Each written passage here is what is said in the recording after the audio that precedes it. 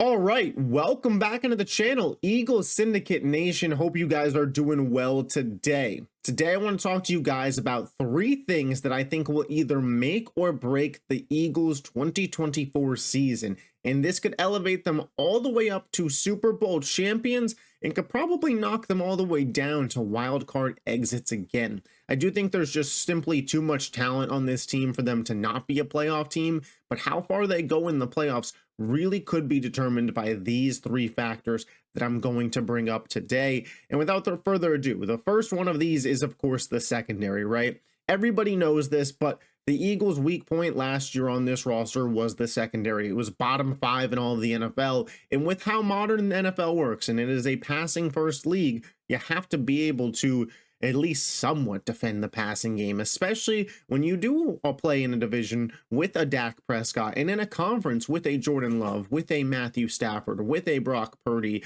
guys who can throw it deep, who have offensive weapons that will get open and will beat your secondary. That is what happened at the end of the year. I mean, even in the playoff game, Baker Mayfield was lighting up the secondary because of great weapons like Mike Evans and Chris Godwin, and of course Baker himself. I'm not, coming on here trying to diss Baker, but my point being, passing offenses were able to kill the Philadelphia Eagles, especially in the second half of last year. That secondary has to be adjusted and has to be fixed. And I do think bringing in Vic Fangio instead of, a Matt Patricia or a Sean Desai is going to just inherently make this defense as a whole a little bit better. But in reality, what are we going to get out of Isaiah Rodgers? What are we going to get out of Quinyon Mitchell, Cooper DeJean, CJ Gardner-Johnson back? The Eagles certainly made the moves to get this secondary better than it was last year, but does it actually pan out? And a lot of it is really going to be on the basis of these young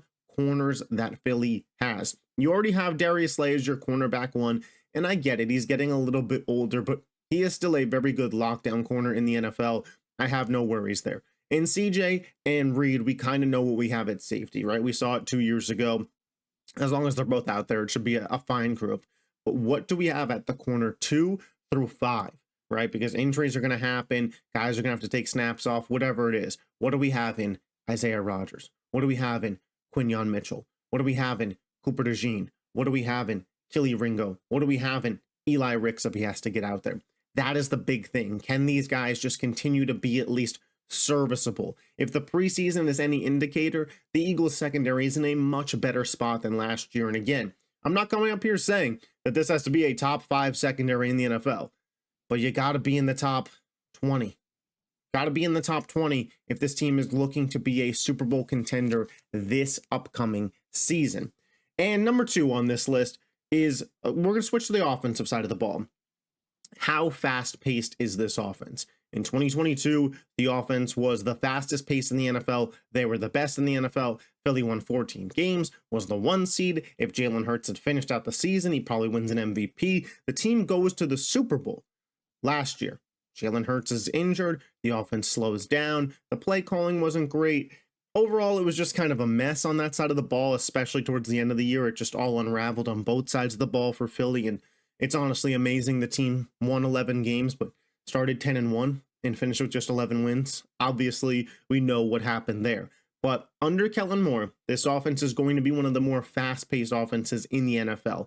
And with weapons like Saquon Barkley now on the team, A.J. Brown, Devonta Smith, Dallas Goedert, a Jahan Dotson, Jalen Hurts himself as a dual threat weapon, this team is in a very good spot to be one of the top 5 offenses in the NFL. I think they are in a really good spot to be the highest scoring team in all of the NFL. And saying that, you put up enough points that it kind of correlates with what I was just saying about the secondary and the defense. They don't need to be top 5. If the offense is top 5, the defense just needs to be serviceable. Last year, both units fell off at the end of the year, and you saw the results of that. Philly will be an offensive-minded team. Kellen Moore will play to pace for this team. How does that work?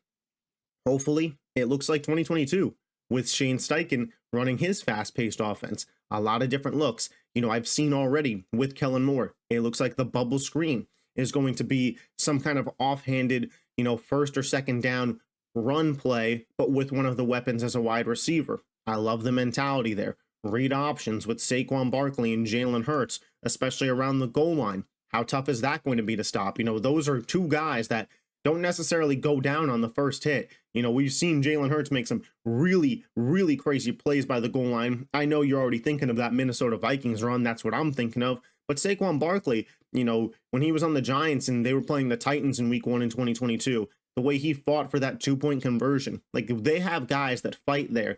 In A.J. Brown, Devonta Smith, probably the best wide receiver duo in all of football. You got to get those guys ramped up, got to get them going as many snaps as possible. Fast-paced offense is going to lead to success. Defenses are already going to have a hard enough time really competing with this team. You keep the same tired, slow guys out there, fresh looks repeatedly. The offense has the shot to really just blow teams out of the water. And now we get to the third thing, and I'm going to say that is the defensive line. Listen, Philly is used to having really good defensive lines, but in 2022, the team set the sack record. And obviously, the defense showed that.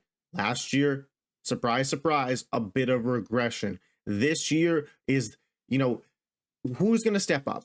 Because Jalen Carter, people expect him to step up. He could have won Defensive Rookie of the Year last year. He'll be good. Him and Jordan Davis in the middle, that's solid. Bryce Huff, 9.5 sacks last year for the New York Jets, but on a limited sample size. Is he ready for a full-time role? Josh Sweat has looked solid in the preseason, looked solid to end last year, but can he put it together for a full 17 this year? Nolan Smith, a guy that this team had some faith in.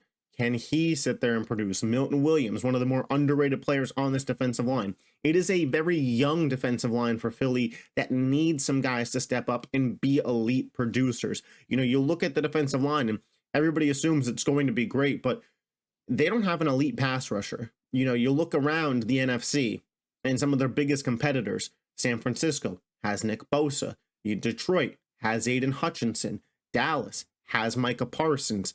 This is a team who really just has a good defensive line, but not an elite, that guy is going to absolutely kill you. It could be Jalen Carter, but that is something I'll be watching this year.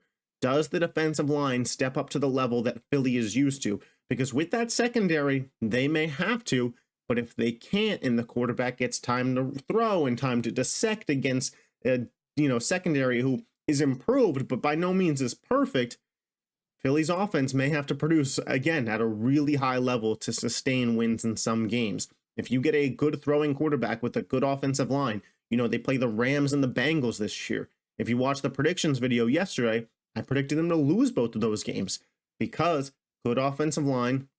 Cincinnati is okay, but the Rams is good. And you have a quarterback with good weapons who can dissect a defense. Joe Burrow dissects defenses pretty quickly. So those kinds of games against those kind of quarterbacks with those kinds of weapons very much worry me on Philly's schedule because I just don't know how the defense is going to hold up on both levels against that. But guys, those are the three things that I think can make or break the Eagles season in 2024. Drop yours down in the comment section. We are oh so close to Eagles football. We are 3 days away. I'll be here with a game preview, game reaction, Philadelphia Eagles, Birds, all season long. And for anybody who wanted me to comment on it, yes, I saw the false political ads, and I saw that Philly said that they did not support the political ads. They are not out there putting them up there. Good on the Eagles for getting that out there. Separate politics and sports as much as we can in the modern day with everything going on there.